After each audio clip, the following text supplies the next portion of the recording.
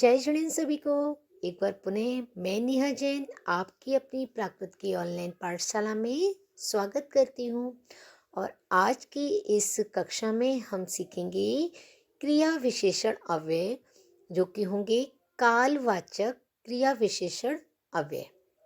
कक्षा को प्रारंभ करें उससे पूर्व स्मरण करेंगे अपने गुरुदेव का, तो जयकारा लगाएंगे।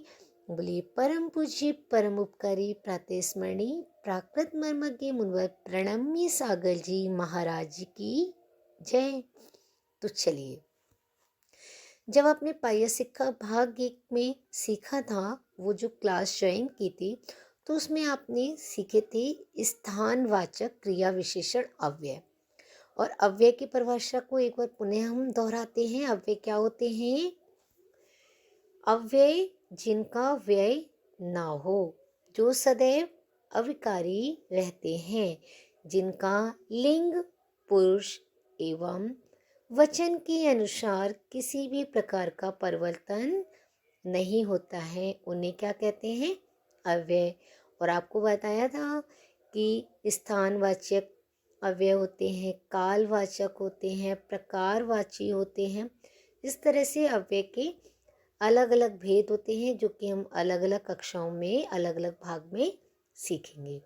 तो अब हम सीखते हैं कालवाचक क्रिया विशेषण अव्यय। सबसे पहले इस समय के लिए प्राकृत में क्या मिलता है? इयाड़ी और इयाड़िम, है ना। ड़ाड़मोकार का उस पर छोटे की मात्रा और अनुस्वार, और बिना अनुस्वार का भी इसका प्रयोग कर सकते हैं। ठीक है।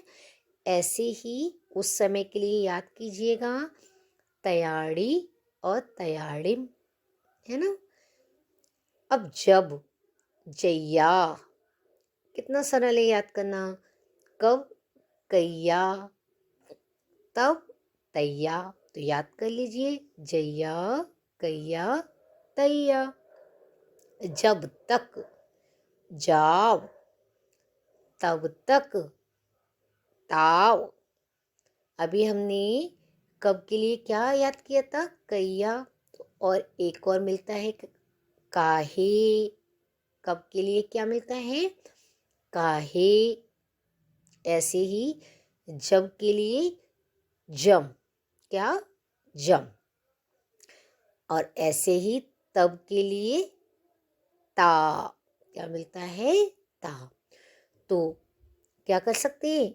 जम जैया और क्या? तैया और ता, ता तैया और काहे कैया। इस तरह से याद कर लीजिए, जम जैया, ता तैया, काहे कैया। आगे बढ़ेंगे। फिर जैसे बोलते हैं ना, पुनः, पुनः मिलेंगे। पुनः, पु और ना पर जो अनुस्वार है उसका तो ओ हुआ, और ना कड़ा हुआ तो क्या हो गया? पुड़ो।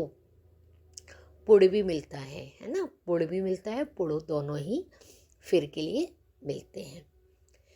इसके बाद एक समय में, एक सीएम, एक इया, एक सी और ए गया। एक यानी कि एक सीएम, एक सी, एग या ए गया। आगे आने वाला कल या बीता हुआ कल, इन दोनों के लिए ही कल्लिम का प्रयोग करेंगे। अब कैसे पता चले ये आने वाले कल के लिए प्रयोग किया गया है कल्लिम या बीते हुए कल के लिए? तो जब क्रिया लगाएंगे ना भूतकाल की और भविष्यकाल की, वहाँ समझ में आ जाएगा ये आने वाला कल है या बीता हुआ कल है। अब इसके बाद आगामी कल, सुबे, प्रातः काल, पगे।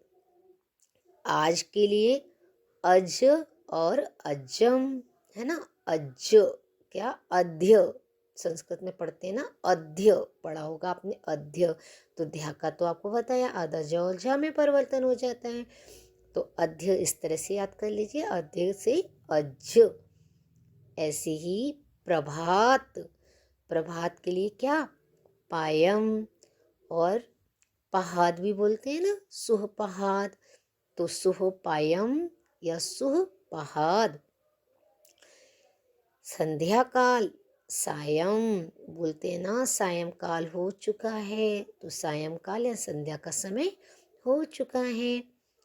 प्रतिदिन के लिए तो बड़ा ही है, पइतिड़म, रात के समय के लिए ड़त्तम, ड़त्तम यानी कि रात के समय, और रात में के लिए क्या आएगा, दोसा, क्या आएगा, दोसा, दोसा।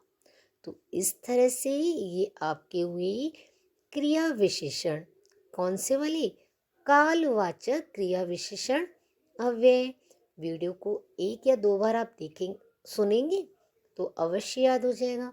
उम्मीद है आपको वीडियो के माध्यम से अब आसानी से याद हो जाएगा। तो चलिए, इसी के साथ साथ सभी को जय जिनेंद्र।